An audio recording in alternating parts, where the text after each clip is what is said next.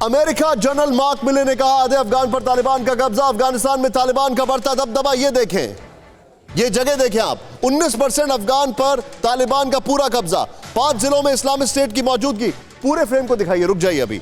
अफगान के 47% हिस्से पर जंग अभी जारी है। अभिषेक, इस खाली मैप को जूम इन करें जरा यहां पर। ये देखें, ये आपके सामने बड़ा खूबसूरत तरीके से हमने दिखाने की कोशिश की है। ये देखें आप, 19% अफगान पर तालिबान का पूरा कब्जा, 5 जिलों में इस्लामिक स्टेट की मौजूदगी है। ये चिंता का विषय है और वही हम हमले कर रहे हैं सीरिया में। अफगान के 47% हिस्से पर जंग जारी है। अब आइए जरा बिग वॉल पर प्ले करें, चेंज करें इसको नेक्स्ट। अमेरिका के जॉइंट चीफ ऑफ स्टाफ के चेयरमैन जनरल मार्क मिले ने पेंटागन में यह बयान दे दिया है। नेक्स्ट चेंज करें इसको यहां पर। अफगानिस्तान के 419 जिले में से 212 जिलों पर तालिबान का कब्जा, मार्क मिले ने कहा है। बॉर्डर पोस्ट पर अफगान से ज्यादा अब तालिबान मजबूती से कब्जा जमाए बैठा है, मार्क मिले ने कहा। बॉर्डर पोस्ट, आशंका जताई जा रही है कि तालिबान अब बिना जंग लड़े अफगान जीतने की तैयारी में है। जिन बॉर्डर पोस्ट पर तालिबान का कब्जा है वहां व्यापार रुक गया है। आपूर्ति बाधित होने से काबुल में खाने पीने की चीजों की कमी होने लगी है।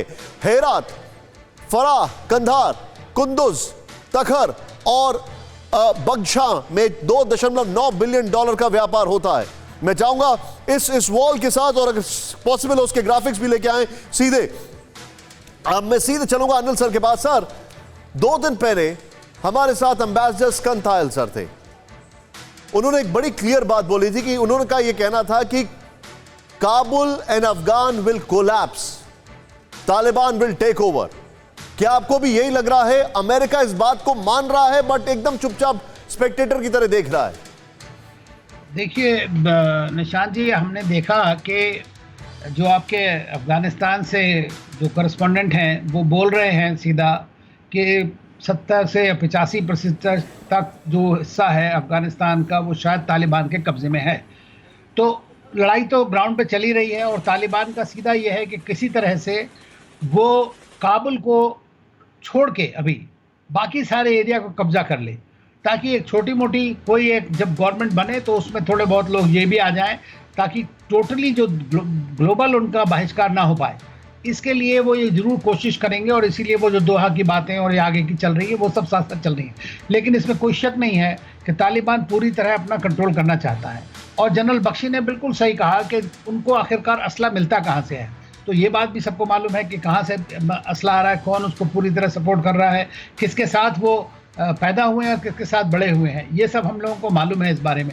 दूसरी चीज़ जो सबसे ख़तरनाक बात जो वहाँ पर है कि ये तालिबान को शुरू से अमेरिका या सारे मुल्क इस बात पे थे कि ये जो टेररिस्ट ग्रुप्स हैं उनसे डिसोसिएट करेंगे। अभी आपने बताया जैसे कि 5 जिलों में जो है आईसिस प्रेजेंट है और वो अटैक करेगी, तो उससे जो है बड़ा और ज़्यादा बड़ा खतरा होने वाला है, क्योंकि वहाँ पर काफ़ी दूसरे ग्रुप्स हैं जो बड़े स्ट्रॉन्ग हैं। एक्चुअली अगर उन सबकी पावर मिला दी जाए तो 2 लाख के करीब फाइटर्स कहे जाते हैं जो होंगे वहाँ पर। तो नेचुरली कि उनके पास में एक ओवर पावरिंग वो है, और with the ballistic missile system जो है वो जहाँ से भी उन्होंने प्रोक्योर किया है उसका सबको पता है, तो वो उनको एक गेम चेंजर साबित हो सकता है। आप जो बता रहे हैं sir, I am very worried. Anil sir, I am very worried. आप जो बता रहे हैं, I am very worried. Game changer आप बता रहे हैं। प्रोफेसर राजन मेरे साथ है। Sir, how do you see this? Bharat कहां पर है? हम सिर्फ स्पेक्टेटर हैं, उनसे हमारा फिजिकल डिस्टेंस बहुत ज्यादा है, किसी भी बॉर्डर पर हम उनके साथ नहीं हैं, लेकिन they can very easily travel to PoK, क्योंकि पाकिस्तान की एक्सेस तो है ही उनके पास। जी, इसमें कोई शक नहीं कि स्थिति बहुत ही खतरनाक है। मुझे अफसोस एक दूसरी बात की भी है कि रशिया जिस जंग से आप जानते हैं कि अभी ट्रॉयका एक्सटेंडेड ट्रॉयका, यानी कि पाकिस्तान, अमेरिका के अलावा जो चाइना और जो दूसरे कंट्री है उसमें शामिल होने की बात होनी चाहिए, और उसमें उम्मीद भी की जा रही थी कि रशिया उसमें शामिल भारत को करेगा। हाँ सर, अपैरेंटली आज की न्यूज़ सबसे बड़ी वही है कि ट्रॉयका में भारत को शायद वो लोग इन्वॉल्व करने जा रहे हैं। जी, अभी वो कंफर्म होना है, लेकिन यस, अगर आप कंट्रोल करना चाहते हैं तालिबान को, तो तालिबान को तभी कंट्रोल कर पाएंगे जब आप पाकिस्तान पर दबाव बनाएंगे।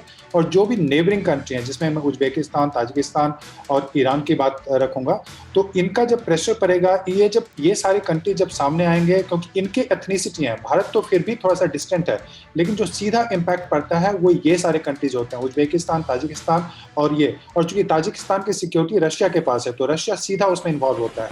तो पहले आप जानते हैं कि देखिए अगर पहले की बात करें 2001 के पहले की, तो उसमें जो नॉर्दर्न अलायंस था वो एक इंपॉर्टेंट डिटरेंस फोर्स था तालिबान के विरोध में। तो देखिए भारत की स्ट्रेटजी बहुत ही क्लियर होनी चाहिए, या तो बिल्कुल भारत को सामने आके बात करनी पड़ेगी, या नहीं तो जो अल्टरनेटिव फोर्सेस हैं, चाहे वो दूसरे स्टेट फोर्सेस हों या फिर जो नॉर्दर्न अलायंस या दूसरे अफगान के स्टेक होल्डर्स हैं, और अभी की जो गवर्नमेंट है, अभी की जो आर्मी है, सरकार है, अशरफ घानी की सरकार, तो उसमें भारत को ओपनली सपोर्ट करना पड़ेगा। नहीं तो भारत की स्थिति ऐसी हो रही है कि आप तालिबान से बात नहीं कर रहे हैं, और जो डिफरेंट स्टेट्स हैं वहाँ पे पावरफुल फोर्सेज, जो वहाँ पे निगोशिएशन की बात हो रही है, शंघाई कोऑपरेशन ऑर्गेनाइजेशन या दूसरे माध्यम से जो बात हो रही है, और उसमें भी भारत की दावेदारी अभी स्ट्रांग नहीं है। तो मुझे लगता है कि वहाँ पे भारत को केयरफुली अपनी दावेदारी रखनी पड़ेगी, और क्योंकि इसकी अगर वहाँ पे तालिबान, केवल तालिबान की बात नहीं है, आप यह मान के चलें कि तालिबान का वहाँ पे होने का मतलब है कि पाकिस्तान का स्ट्रांग होना, और तालिबान के आने का मतलब है कि वहाँ पे जो दूसरे फोर्सेस हैं, अलकायदा हैं, ISIS हैं फोर्सेस, ये सारे फोर्सेस स्ट्रांग हो जाएंगे, और ये सारे फोर्सेस स्ट्रांग होते हैं तो उसका सीधा प्रभाव हमारे कश्मीर और भारत सर, मैं इस खबर पर आपके पास और भी इंफॉर्मेशन लेकर आ रहा हूँ। परवाह देश की, सोमवार से शुक्रवार रात 10 बजे TV9 भारतवर्ष पर।